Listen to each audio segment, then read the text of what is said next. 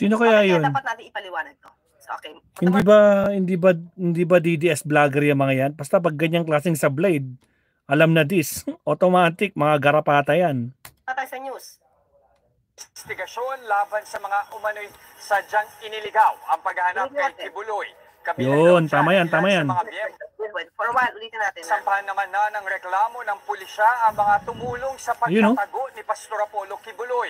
Naglunsad na ang PNP ng investigasyon laban sa mga umano'y sadyang iniligaw ang paghahanap kay Kibuloy. Kabilang... Nako, kung talagang ganyan na mangyayari dyan, mabsat, sigurado tambak-tambak lahat ng mga makakasuhan dyan. Lagot kayo sa PNP. Lalo na yung mga kilala kong mga garapata dyan, no? Yung isa lang, hindi lang garapata, bakulaw pa. daw dyan ang ilan sa mga miyembro ng legal team ng pastor. Ayon kay PNP Chief Romel Marbil, posible silang maharap sa kasong obstruction of justice. Matatandang umabot sa mahigit 2 linggo ang raid sa Kingdom of Jesus Christ compound sa Davao City bago na aresto ang pastor. Okay. Alright. So ano ba? Itong tinatawag nating obstruction of justice. Lagi natin ito nandidinig eh. Okay, share ko to ha. Share natin to. Okay, yan. Ang obstruction of justice, ito ay PD. Actually, meron to sa rules of court. Meron to sa rules of court at meron to sa PD 1829. Okay, ano ba sinasabi? Pagka penalizing obstruction of apprehension and prosecution of criminal offenses. Ito yun eh. Dito tayo dito tayo mag-concentrate. Harboring or concealing or facilitating the escape of any person he knows or has reasonable ground to believe or suspect has committed any offense under existing penal laws in order to prevent his arrest, prosecution, and conviction. Okay? So ito yan. Yan ang elemento ng obstruction of justice na pag-uusapan natin. Kasi maraming way na pwede mong ma-obstruct yung justice. Ayun, preventing witnesses from testifying, altering or destroying, suppressing, or concealing any paper, diba? To be used in the investigation. So dito tayo. Dito tayo sa harboring or concealing a fugitive. Okay? So, ang sabi kanina, mga ka-clear, ang sabi kanina narinig ko, bakit daw sasampahan, kasi binanggit yung legal team, di ba? Bakit daw masasampahan yung mga abogado, okay? Samantalang ginagawa lang nila yung kanilang trabaho. Okay? Pero mga ka-clear, hindi parte ng trabaho ng abogado ang magtago ng fugitive. Kasi being an officer of the court, kailangan namin igalang kung ano sinasabi ng batas. Diba? Although meron kaming obligasyon sa kliyente, pero mas may obligasyon kami sa batas. Hindi ba? So, ang sabi kasi ng isang vlogger, hindi ko na babanggitin ko sino, sabi niya, nagsasabi kasi siya ng mga ad hominem doon sa mga miyembro ng PNP. Kasi ang nagbalita nito, ang nagsasalita at that time ay si Colonel Jean Fajardo na maaari nga daw na makasuhan ang legal team na tumulong itago si Pastor Kibuloy. So, yung vlogger na yon, sinabi niya na BO-BO. Diba? Ganon. Minuramura niya yung PNP. Especially, syempre, si spokesperson, di ba? Si Colonel Jean Fajardo. At bakit daw kakasuhan yung mga abogado, di ba? Bakit kakasuhan yung mga abogado? Samantalang nagtatrabaho lang sila. So, pag ganoon daw ang nangyari, baka wala na maging abogado na hahawak sa mga kaso. Unang-una, yung premise mali na. Di ba? Hindi naman lahat ng abogado nagtatago ng kliyente. Hindi naman din lahat ng abogado ginagawang fugitive yung kanilang kliyente. Di ba? Konti lang naman eh. Konti lang naman yung nagiging fugitive. Kanina nang tinigap natin, si Atty. Harry Roque, hindi pa siya fugitive sa batas, pero pugante na daw siya sa Kongreso. So, ng tinatago, di ba, at kaya mong ilaban, talagang you have to surrender. Okay? So, dito, kung paano nilait ng vlogger yung PNP, sabi ko, kailangan ko to i-take up. Kasi pag napanood siya, iisipin talaga ng mga tao na yung mga lawyers walang obligasyon na i-surrender yung kanilang kliyente. Or, okay, kahit hindi mo na nga i-surrender especially kung wala ka naman alam kung nasaan. Diba? Ang pinapalabas kasi dito na kahit alam mo kung nasaan yung kliyente mo, itago mo. Dahil obligasyon ng lawyer yan na ipagtanggol yung kanyang kliyente. Yun yung mensahe ng isang vlogger. Na kung tutuusin, mali. So, ang lalabas niyan, di ba? Ang lalabas niyan, pag ordinaryong tao ang nakapakinig niyan, ma-justify yung mga ginawa ng mga tao, especially yung mga part ng legal team ni Pastor Kibuloy sa pagtatago sa kanya. Di ba? So kaya iniimbestigahan ngayon. Hindi naman natin sinabing guilty na agad yung legal team ni Pastor Kibuloy. Wala tayong sinasabing guilty. Ang sabi ng PNP, iniimbestigahan na dahil kakasuhan yung mga tumulong. Di ba? Lalo na yung legal team. Na kung alam, kung naroroon talaga si Pastor Kibuloy at panayharang nila at dinala pa nila to sa Senado, di ba? Yun ang kakasuhan nila. Tingnan lang natin. Tingnan na lang natin kung talagang kikilos ba ang PNP. Bakit naman mainit lang yung issue kaya sila nagsasalita ng ganon? Pero, baka naman hindi nila gawin. Di ba? Kasi baka naitanong lang sa kanila, attorney, General Marbel, anong gagawin nyo doon sa mga taong naging dahilan kung bakit tumagal ang pagkuha nyo at pag-aresto nyo kay Pastor Kibuloy? Diba? Siyempre sabihin, hindi kakasuhan namin. Pwedeng ganon. Pero dapat yung pagsagot ni General Marbel na yon, dapat nasa puso, dapat nasa utak. Hindi pwedeng bibig lang. Soundbites ang dating. Para bang kailangan mo lang sumagot sa tanong ng media. Hindi pwedeng ganon.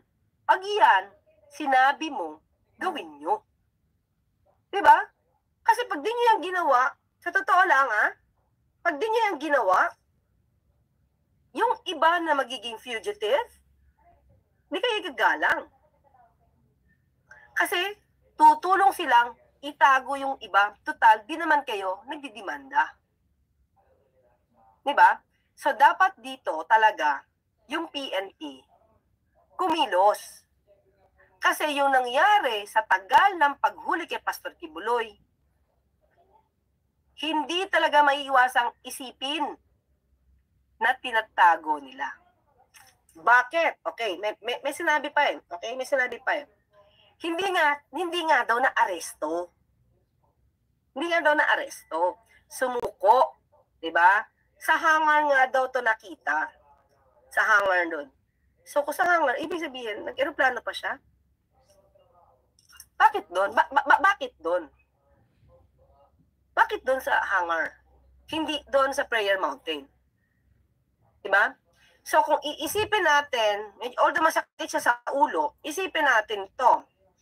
Ang sabi, ang balita, nasa Prayer Mountain. Yung pinapalabas nila. Pero dahil sa gagawa siya ng malaking sakripisyo para sa kanyang mga member ng KOJC. From the Prayer Mountain, ano to? Nagsasakyan pa siya? Nag-aeroplano ba siya? Nag-chopper pa siya? Papunta sa KOJC compound?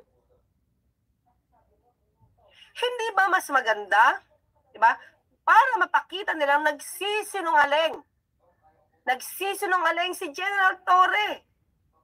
Na siya namang, sagad-sagad sa inis. Ayaw nga makita Ang request yata ni Pastor Kibuloy, ayaw niyang makita si General Torre. Diba? Kung galit siya talaga. Diba? Di ba ipapahiya niya yung tao? Di ba? Ipapahiya niya to the core. Yan.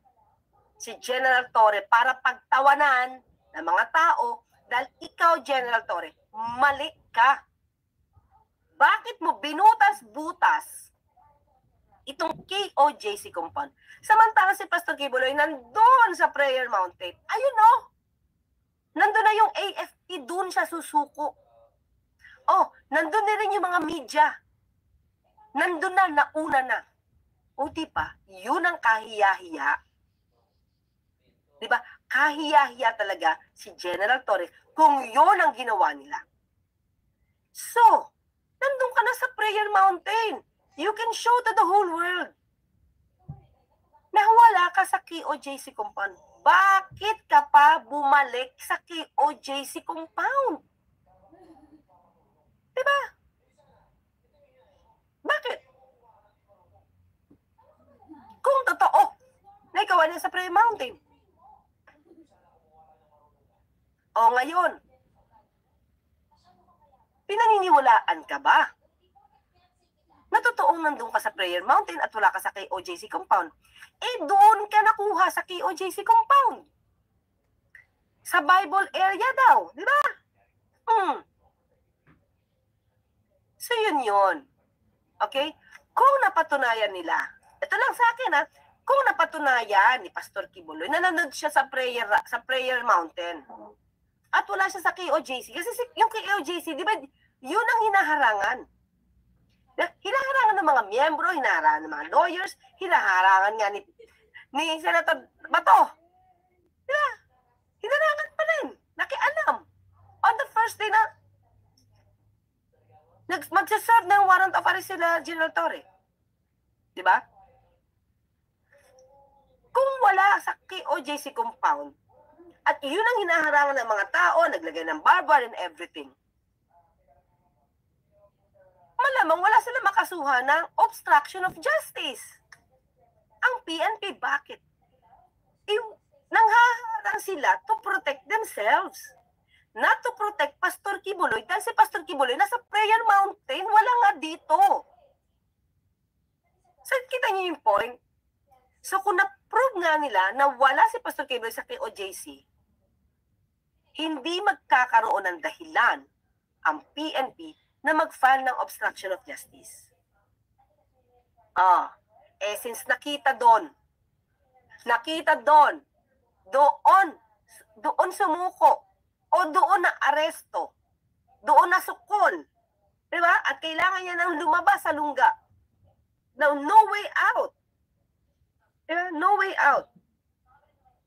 So, lumalabas yung mga tao sa KOJC, yung mga opisyal ng KOJC, yung mga lawyers ng KOJC, at ni Pastor Kibuloy, lumalabas na hinarang nyo. Dahil alam nyo na nandoon si Pastor Kibuloy. Diba? Yun yung point dun. Ang laking bagay kaya kung sa ibang lugar siya talaga nakita. Ang dami na mapapatunayan dun. Ay hindi pala, 3 pa mapapatunayan. Okay? Si Pastor Kibuloy ay wala sa KOJC. At yung ginawa nilang pagbubutas at paglusob sa KOJC ay talagang overkill. Yan yun. Kung talagang wala si Pastor Kibuloy. Pangalawa, mali ang info ni General Torre.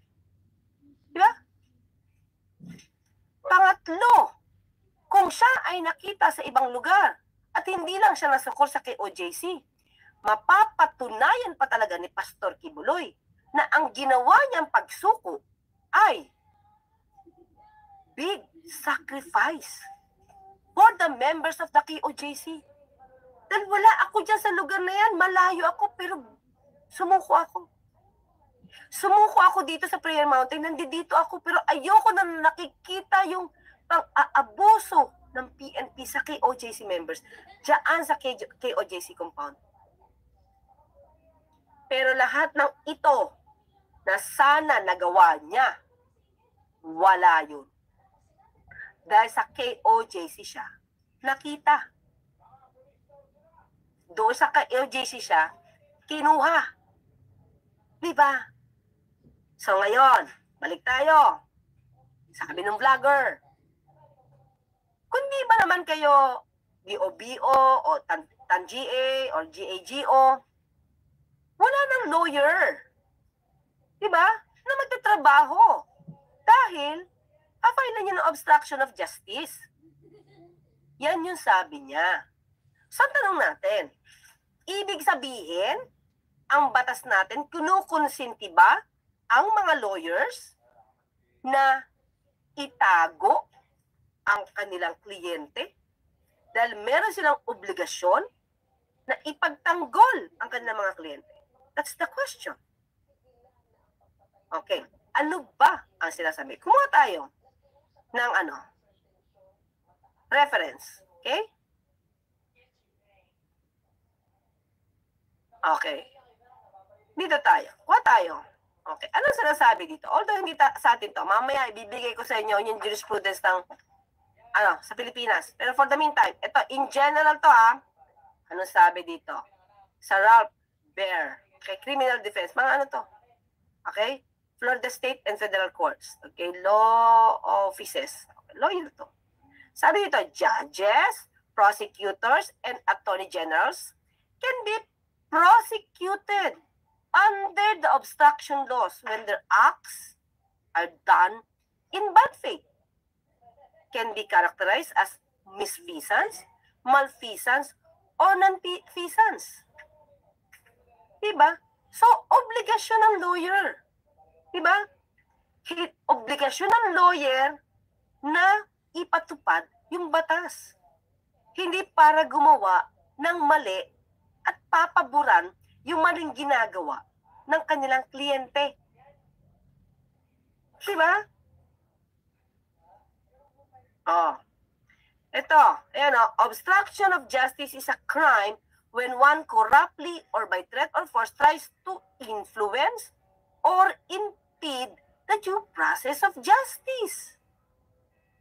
O diba?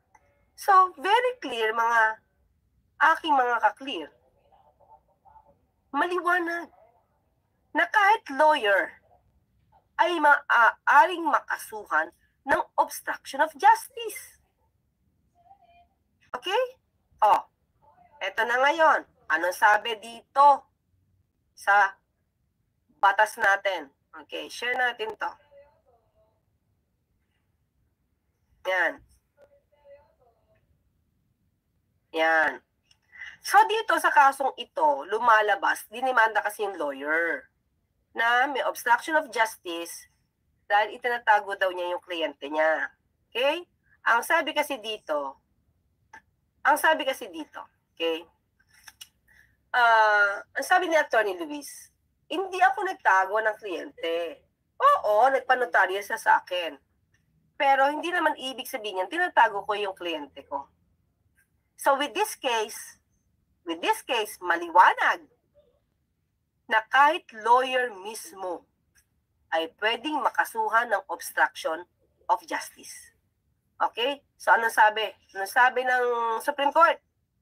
Okay, ano sabi ng Supreme Court? Okay, ayan Okay? Ito, dito tayo. Dito kasi napawalan sala si Atty. Luis. There being no clear showing that the meeting between accused Luis and her client, De Los Santos, at the former's office was more than just signing.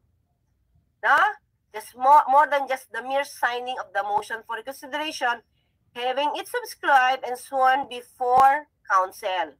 Okay? But really to hide the client from the authorities and evade arrest. The court is convinced that the prosecution miserably failed establishing sufficient ground to hold the accused for further trial. So dito, mga ka-clear, pinag-usapan natin dito yung liability ng lawyer. Okay? Kasi dito, hindi na patunayan. Although umamin, yung abogado, pumunta siya sa office ko. Pero nag-sign lang siya ng verification or for the motion for reconsideration. Diba? Kung ganito ang ginawa ni Attorney Stephen David, diba? Itong ginawa ni Attorney Stephen David kay kay Alice Goo. At kung talaga nandito siya. Dapat sinamahan niya, kung hindi siya notary public, kung hindi notary public si Atty. Stephen, sinamahan niya si isang notary public. To be sure. Tapos pagkatapos magpirmahan, tapos alis na si Goo. Alice Goo. Oh, hindi ko na po alam kung nasaan eh. Nagpirmahan lang po kami doon sa counter affidavit na isasabit namin. Ligtas siya. Dahil ang sabi ng Supreme Court, dito sa kasong to, hindi na patunayan ng prosecution na may intensyon yung lawyer na i-hide yung kliyente from the authorities at para mag-evade ng arrest. So it means, mga ka-clear, kung ang lawyer mismo iniligaw ang pulis para itago yung kliyente niya, para maiwasan ang pag-aresto, tandaan natin ano-ano ba ang ginawa dito ng legal team na Kibuloy. Diba? At that time, pinapaalis na sila. Tapos, sabi, may certification na na-serve na yung warrant galing sa NBI at wala kayong dalang warrant of arrest. Yung warrant of arrest na niya bigay ay para kay si Manias lang. So, parang wala kayong karapatang pumasok dito. Nandun pala si Pastor Kibuloy. Is it not concealing the location? Diba? Of the fugitive? Is it not harboring the fugitive? Diba? Ang tanda, okay. Sino-sino ba ang pwedeng maging liable? Pag napatunayan ng PNP, of course, counsels. Officers. Tapos kung sino yung mga naging active doon. Kaya sa dami niyan, hindi ko alam kung makukuha lahat ng PNP mga pangalan nun. Pero syempre, uunahin nila dyan yung mga opisyal. At, hindi dapat makawala si dating Pangulong Duterte. Bakit? Sinabi ko sa inyo, admin siya. Siya lahat ang may kinalaman sa properties. Sa kanya inilagak ang pag-administer ng property.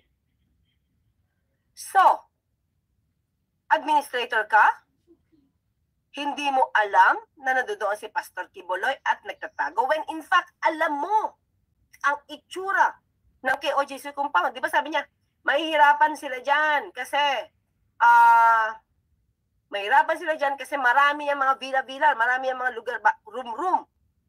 Sabi niya yan sa kanyang isang okay? For a while.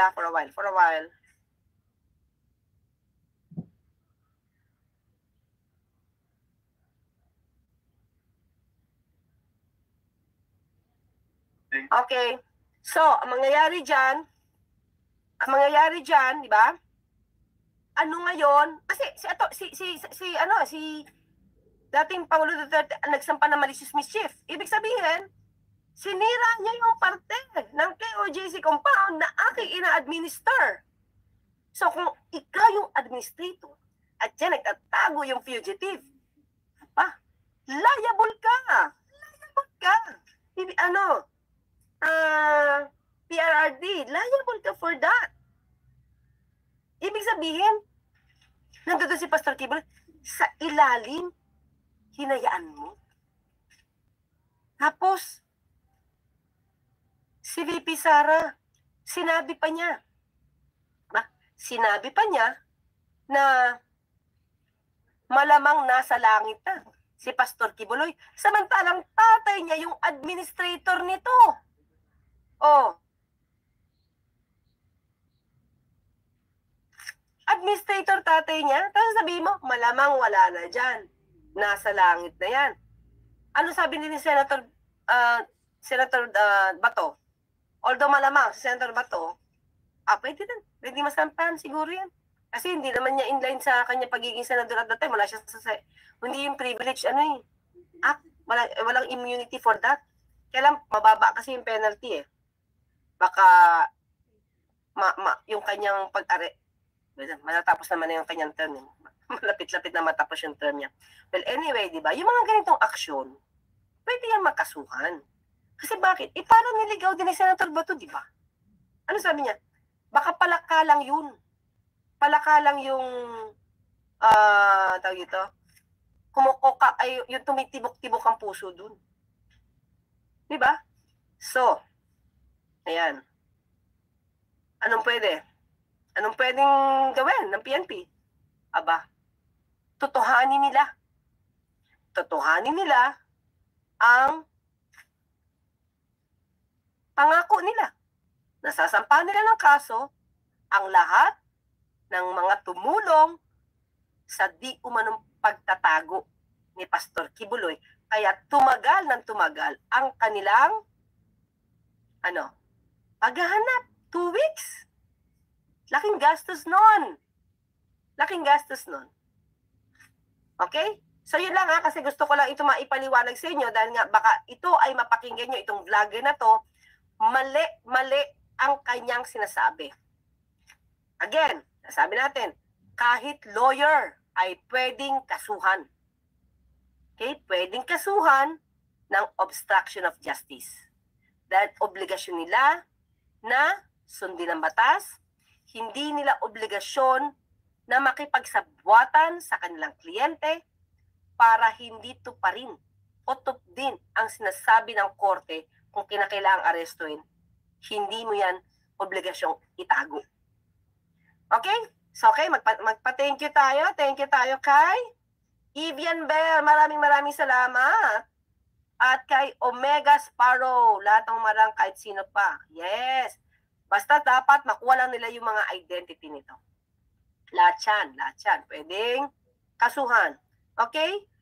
Socorro, Makahiya, kasama din po ba yung head ng NBI na okay. Na nag-look daw doon?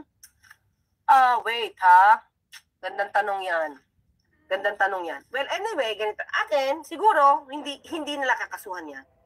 Pangalawa, naghanap sila 1.5 hours lang. Hindi ko masasabing tinago nila. Intentionally. Hindi lang nila siguro hinanap na maayos. Di ba?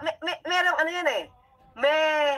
May pagkakaiba yon na hindi nagtrabaho ng maayos at kaya hindi nila nakita sa itinago na intensyon. Kasi pag sinabi natin obstruction of justice, nandoon yung intensyon na itago yung tao para ma-evade yung arrest. Yan. Okay? Okay. Sige. Ito pa. Dapat, sabi ni Cesar Iarte, dapat palitan mo, attorney, sa secretary mo na para bumilis-bilis. Huwag naman. Nagkasakit naman yung tao. Mabilis na yon. Nagpapagaling pa nga yan eh. Pero di ba, nagtrabaho na agad. So, pagbigyan natin, Cesar. Pagbigyan natin. Rebeton. Ayun, obstruction of justice. Simple lang. Kasuhan mga yan. Lalo na yung mga vlogger, kampo ni Kibuloy. Ay, I agree. Oo hindi ko nabanggit pala to Pwede. Yung mga vlogger na nakakaalam at iniligaw ang tao. Pwede. Go. Diba? Oo, sige. Pinakiusapan na magtaktika dito. Diba? Sige, sampahan niya. Si Senator Bato. Sasampahan kaya nila. Sabi ko dapat hindi lang bibig eh. General Marbil, wag lang bibig ha. Wag lang sound bites. Gawin natin. Gawin. Okay? Josephine Balisoy. Tama ba ako? Mali. Bulisay. Yung babaeng 8 million sila dapat isama sa kasuhan. Sino doon? Yung pretty girl? Yung nagtatago. Alam mo, mayroon talaga mga ibang mga nag-vlog talaga. Ang hirap lang kasing kunin eh. Pero sinasabi nila, wala talaga dito si Pastor. Naaabuso na sila. Tingin ko, dapat pakasuhan din yun. Diba? Depende naman to sa, ayoko naman sabihin, basta kaso-kaso na. Dapat may ebidensya yung PNP. Yun naman, diba? Dapat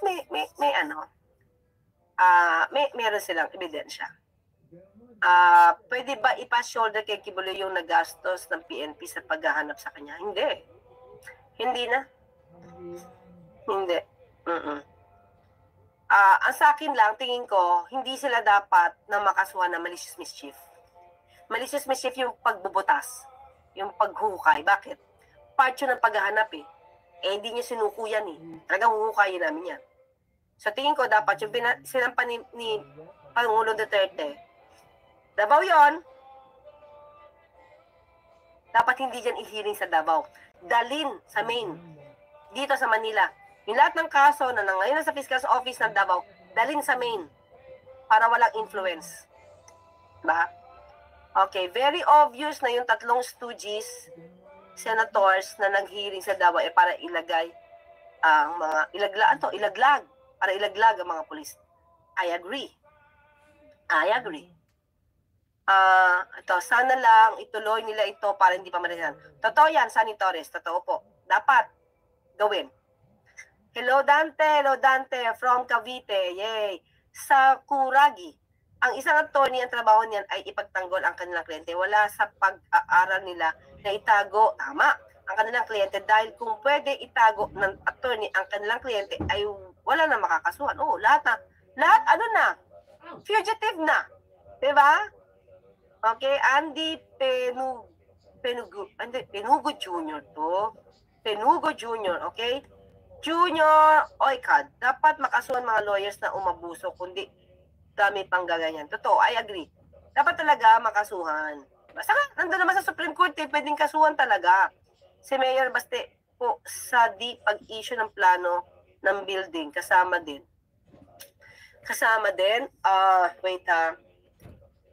Hindi siya cooperative, yes. Pero iniligaw ba niya?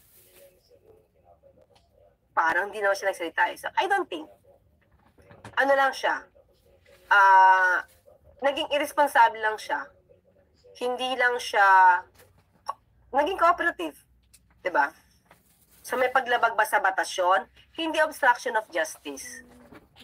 Tingin ko pwedeng abuso sa kanyang kapangyarihan sa hindi pag-cooperate sa PNP. Pwede administrative case. Yan. Okay? Suspend. Yan yun. Litres, thanks. Lexan, good evening. All from Glendale. Ano to? CA, California? Emelita Sumaylok, Kilay. Good evening, watching here from, London. Hello po. WD, Gaster. Sinong vlogger yon? Okay.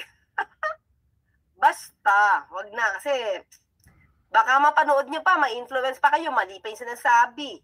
Basta ituturo ko na sa inyo yung tama. Okay? Kasuhan na yan.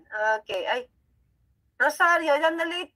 Pangalawa na nating vlog to. Nagkataon kasi dalawa kasi kailangan ko na siya i-dis. Kasi nanood ka nga ako kanina. Sabi ko baka mapanood na iba, magkamali eh. Okay, nabayaran yung albaw. Well, ang sabi lang naman kasi ni hindi naman siguro nabayaran on that day. Hindi naman for that. Pero, tumatanggap siya ng tulong prior to the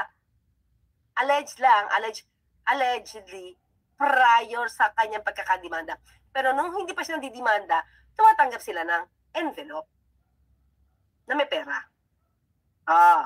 MGN Vision, musta na attorney? Hello. Okay. Si FPRD pwede din lang kasuhan. Ayun, pwede. For me, pwede. Kasi admin siya eh. Property niya yun eh. Diba? Inconspiracy ang dating. Attorney Tamahuba, linisin muna ang dating appointee ni Dugong like ombudsman. I agree. Kaya lang kasi may term to eh. Yung ombudsman eh. So matatapos na ba? Matatapos na ba siya? Okay? NBI, kaka-appoint pa lang eh. Kaka-appoint pa lang. Okay naman kasi si Sir Jimmy, doon lang nagkaroon ng problema kay Albaw eh. Doon lang eh. Kasi parang ang ginawa niya kay Albaw na investigation, internal. So sila lang. Diba? Dapat, hindi ko alam kung magkaibigan sila pero internal eh. Tapos naintindihan daw niya, which is mali eh. For me Sir Jimmy, parang medyo mali doon eh. Tapos inamin mo pa na tumutulong kasi pilantropo tong si Pastor Kibuloy, mabait. Okay lang tumanggap ng pera. Parang mali eh. Diba? Parang mali, Sir Jimmy Santiago eh. Okay. Trunks reacts. Attorney, do you believe sa sinabi ni, na sa Senate hearing na March daw sila huling nagkausap ni Kibuloy. Pwede ba siya kasuhan din? March? Mahuhuli mo kasi yung ibang abogado sa bibig eh, di ba? Sa salita eh. Doon pa sa pagkakahuli mismo sa KOJC, may liability na yun. Pero again, dapat maganda ang salaysay ng PNP. Kahit sabihin ko na pwede, tapos pangit yung kwento nila, di-dismiss. Di ba? Okay. Ang dami niyang sinabi tungkol kay PACQ na delaying obstruction. Yeah, I agree. Kaya lang kasi siya lang yung inaasahan. Actually ganito yan.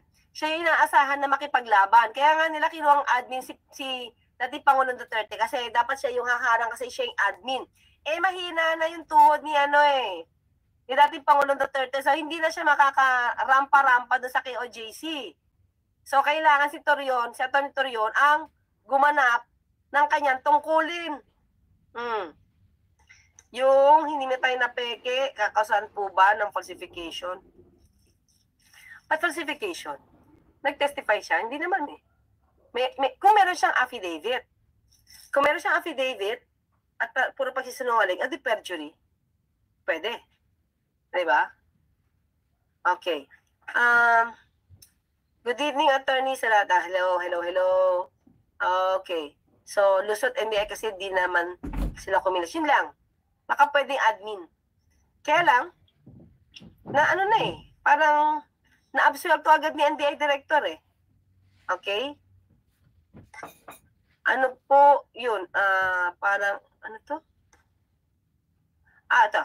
Ayun ba yun, Archie Albao? Parang inuuto pa niya yun, nagpa-interview sa actually po, mali ito eh. Actually konting-konting lang, bago tayo magpaalam, no? Mali po kasi yung pagkakakuha ng kwento, nagkamali yung WPM doon. Diba? Nagkamali yung WPM sa pagkuha ng facts. Kasi ang kinukwento ni Atty. Archie Albao, na ito nga po ay nahuli din namin, diba?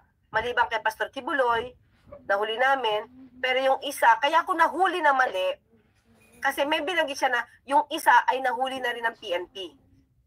So dati kasi, sa kanila lahat sumuko ito, mas maliban kay Pastor Kibuloy, yung unang-unang suko na yung kaso ay bailable. Totoo naman na sa kanila sumuko.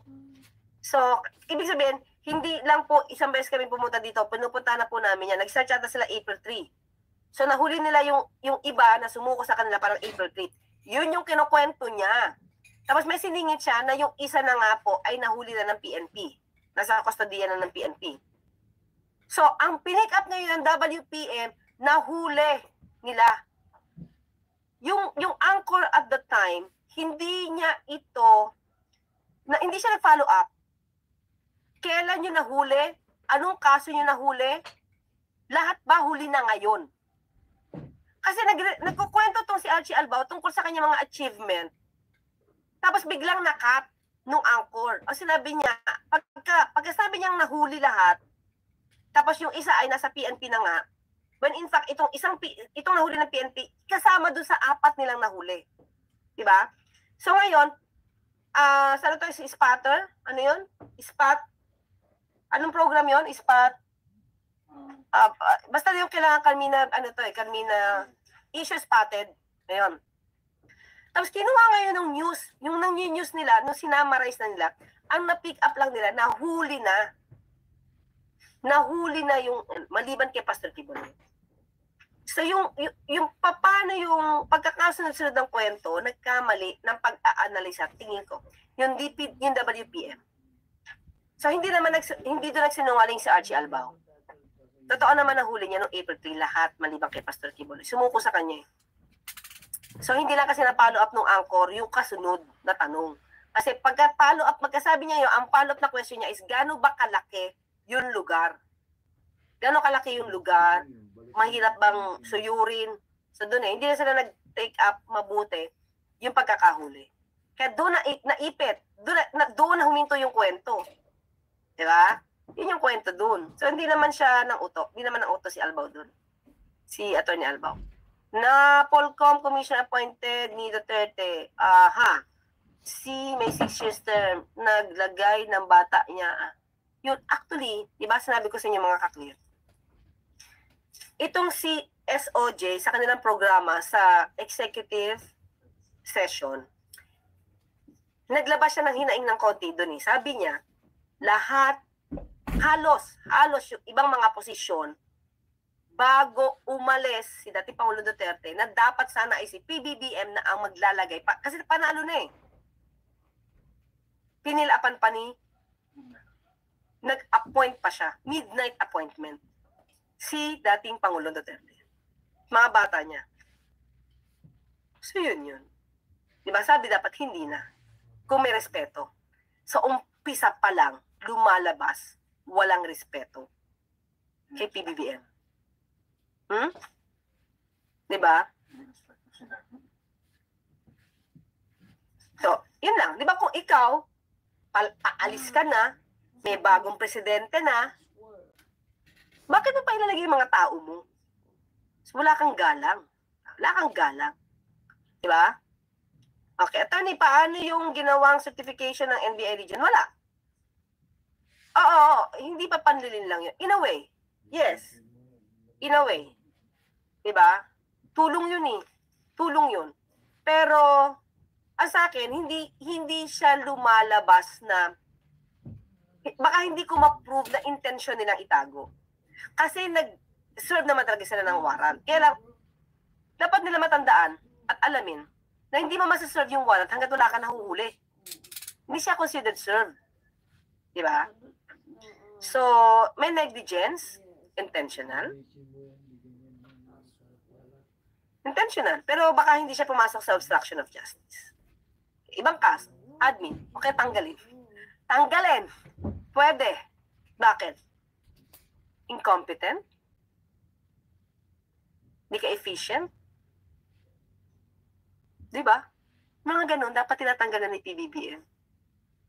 Sino ang gigreet natin? Siklista. Ay, si siklista sa Inglaterra. Hello. Okay, Dwayne Thompson. Ayan, negligence. Okay, watching from California si James Sito TV.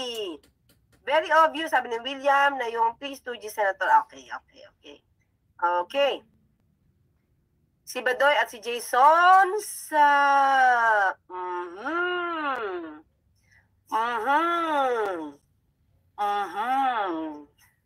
Mukhang may mga nasabi din sila. Yeah, pues. O, bahala na sa PNP. Bahala na kayo Ito, binibigyan na kayo ng mga ka-clear, ng mga names. O, bahala na kayo PNP, ha? Okay, sa kanila nang gagaling ito, at sa atin, binabasa lang natin. Okay. Legal ba yung midnight appointment? Actually, pwede pa walang visa. For me, ha? Sa akin. Dapat hindi na gawin. Diba? Okay? Ano to? Sabi niya, salamat po. Nakuha ko po. Sana gawin din sa kaso ni Go yung mga abogado. Paano ba? Binanggit ito kanina eh. Si attorney, sabi ko nga si attorney talaga, naghugas kamay si attorney Stephen. Naghugas kamay dito. Nung pinapanotaran niya sa iba to. That is supposed to be his obligation sa kliyente niya. Kasi naghanap yung kliyente niya, wala daw tutulong sa kanya. May abogado ka eh. So it means, lumalabas sa akin, sa aking pananaw, sa aking bolang kristal, mukhang alam na Atty. Stephen, wala dito si Alice Goo. Na lagi sasabi niya, tawag lang, hindi niya nakikita, pero feeling niya nandito. Pero bakit sa iba mo hinayaang magpanotaryo yan? Kung nandito yan, sa opisina mo, sa kakilala mo, para sure ka. Iwas sabit, di ba? Di magiba, dapat kasuhan ng mga tao nagpoprotekta, tumadlang para hindi mahuli si Kibuloy ng PNP, sino Digong, Inday, Baste, Batobo, ayan, Robin, Attorney, Torion, Badoy, etc. General Marbil, kayo na po ang bahala. Mga ka-clear ang nagsasabi ng mga pangalan. Dahil ito ang naramdaman nila na tumulong, na itago si Pastor Kibuloy. Ito yung kanilang naobserbahan. O, bahala na kayo.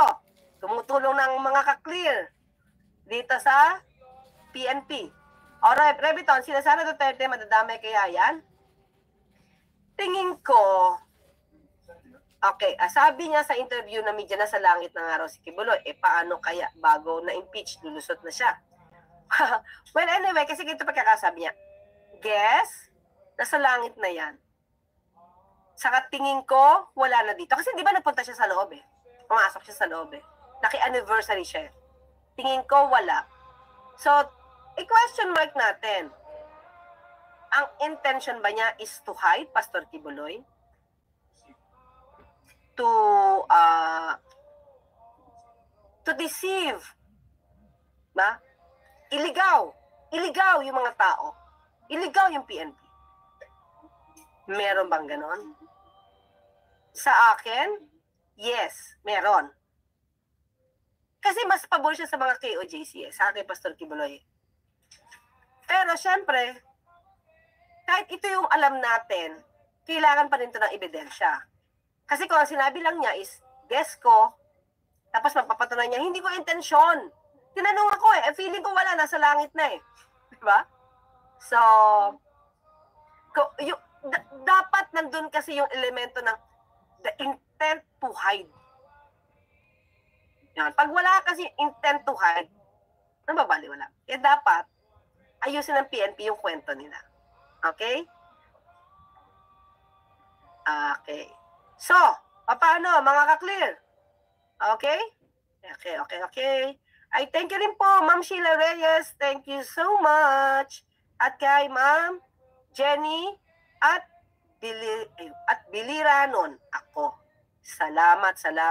So, ngayon tayo nagkaroon ng dalawang live stream.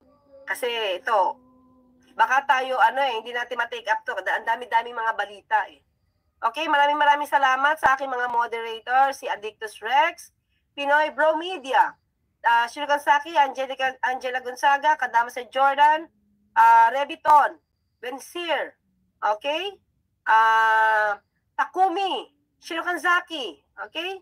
So, nandiyan ba si G, si Tatay G's, All Walks of Life? Nandiyan ba si Oppenheimer? Okay? Baka hindi ko mabanggit yung iba, ayaw umandar. Si